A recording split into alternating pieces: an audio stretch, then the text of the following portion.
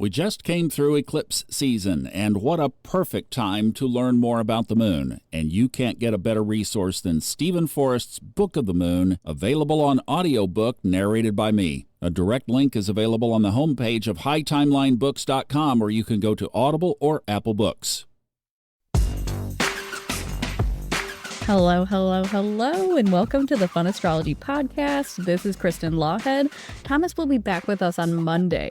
Today I'm here talking about the moon energy we've had over the last few weeks. Anyone who's sensitive to lunar energy, all my fellow Cancerians, I'm talking to you. Thomas has referred to a ping pong energy a few times during the podcast the last week.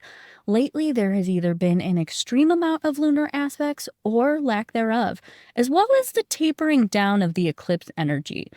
But let's get into the lunar aspects first. This past Tuesday, the moon had made 8 exact aspects. Wednesday, a single aspect. Thursday, 5 exact aspects. Today, 2. And tomorrow, there will be 6 exact lunar aspects.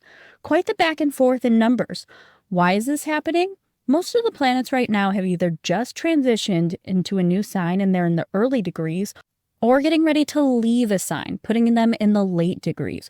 Only little old Saturn is holding out in the middle degrees at 13 currently. Keeping in mind that the moon travels about 12 degrees a day, the moon currently traveling through the middle degrees of Taurus only makes 2 aspects today, one being a wonderful positive sextile to Saturn.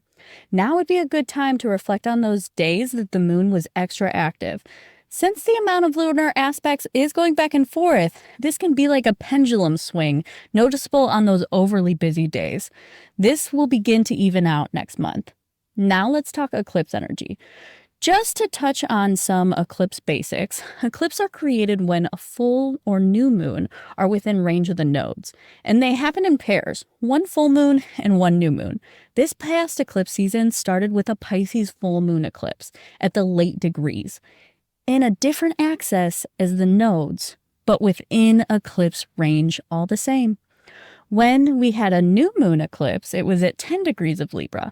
Many astrologers talk about eclipse energy ramping down at the lunation that follows the eclipse, which was the Aries full moon yesterday. However, I'm still feeling some eclipse energy, but this full moon is within the same sign axis as the nodes are right now. Even though we're outside of the range of an eclipse, I believe this creates a late dispersing of the eclipse energy as we're closing up the transit of the nodes in these signs. Good news is this is the tail end in our countdown to the Scorpio new moon on November 1st, and the next lunation that should make this energy subside even more. But that's all I have for today, and I hope you all have a wonderful weekend. Level up with me on Sunday, 8 o'clock Eastern. You can find it on YouTube at the Fun Astrology Podcast. And then we're back with Thomas on Monday. Bye-bye, you all. Talk soon.